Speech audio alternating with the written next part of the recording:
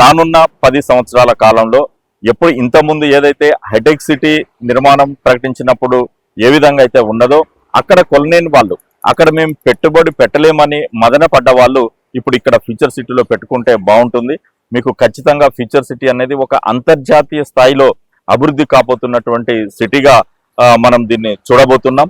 దానికి సరైన ప్రణాళిక, అభివృద్ధి అవన్నీ కూడా ప్రారంభమయ్యాయి. ఇప్పటికే ఏదైతే ఔటర్ రింగ్ రోడ్డు రావిర్యాల నుంచి మరి ఫ్యూచర్ సిటీకి ఉన్నటువంటి 333 ఫీట్ల Ratan Tata green field express highway పనులు ప్రారంభమయ్యాయి. వర్క్ కూడా స్టార్ట్ అయిపోయింది.